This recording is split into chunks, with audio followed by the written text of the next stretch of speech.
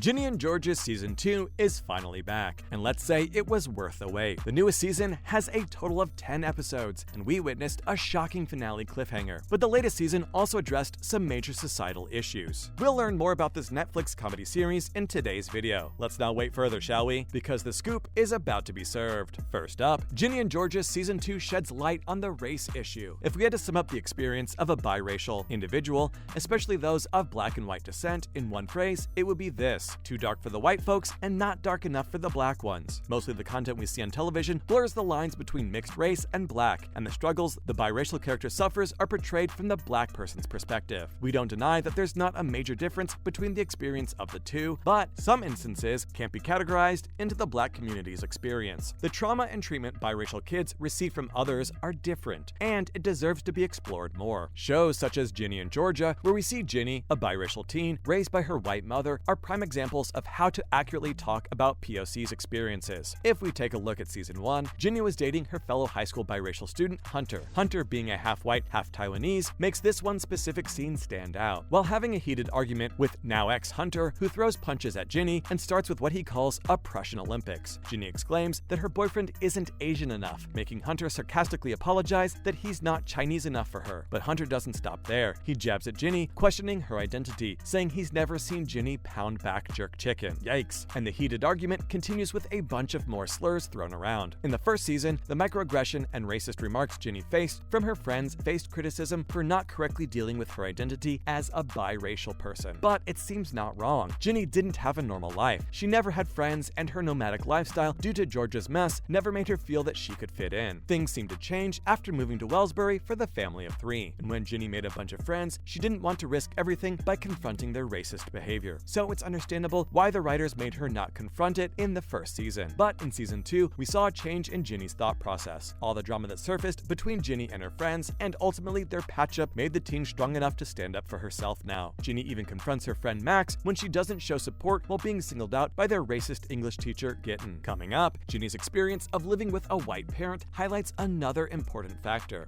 As we've mentioned before, that Georgia is a white woman who is foreign to the black experience, and for her to raise a biracial child raises another point. It's not only the friends and people around you who don't understand the biracial point of view, but also their parents and families who aren't well informed of the child's black side and its culture and history. Even though Georgia slayed Ginny's 3B afro hairdo, she ignored putting much thought into other major issues. Georgia, while wanting to surprise Ginny by showing up at Joe's open mic night, gets a reality check from her daughter. Georgia walks in on Ginny when she is midway through poetry resuscitation, and we see the bursting of Ginny's bottled up emotions. Ginny calls her mother a monster for the guilt that she has to carry for Kenny's death, and highlights Georgia's ignorant behavior regarding her race. Georgia, channeling her Georgia energy, pinpoints the words that hurt her, claiming that her experiences in life made her the monster. Ginny never had any black influence around her since she was young, and the absence of black family members removed the option of support she could have received from them in her life. Next up is Georgia's realization of Ginny's struggles. Days after Ginny's outburst, Georgia discusses the part where she perceives her as an evil mother, totally ignoring the poem's matter. But the realization unfolds for Georgia when she learns about Ginny's self-harming habit after hijacking her daughter's therapy session. In the therapy sequence in Season 2, we see Georgia dumbfoundedly asking Ginny, "What don't I understand?" If we had the chance to tell Georgia, we'd scream at the top of our lungs that you don't get anything. But Ginny does the job for us, stating that for starters, she ignores the fact that Ginny's also black. Georgia fails to realize and argues that she's her mother first, and being white doesn't mean she can't understand Ginny's struggles regarding her race. But Ginny didn't shy away from admitting and even pointing out Georgia's ignorant behavior in the past. For Halloween, to dress up as Scarlett O'Hara from the controversial Gone with the Wind was uncalled for. Why would a parent of a mixed-race child pick the character from the film, slammed for whitewashing the slavery horrors? And for her failure to realize she did wrong and claiming it was just a costume didn't sit right with us and Ginny, who has all the right to take it as an offense. Then we saw Dr. Lily step in and question Georgia. As a white mother, do you think there may be things that are hard for you to understand about her lived experience? The answer is a big fat yes. Sadly, this is true and happens in real life, and shows like Ginny and Georgia finally provide the platform to spark this conversation. Plus, for the struggling person to finally be seen and heard will have a positive effect. That's why representation matters. Someone you can relate to and know that they have a right to express how they feel. We might think being biracial must mean you get the best of both worlds, but that's not the case.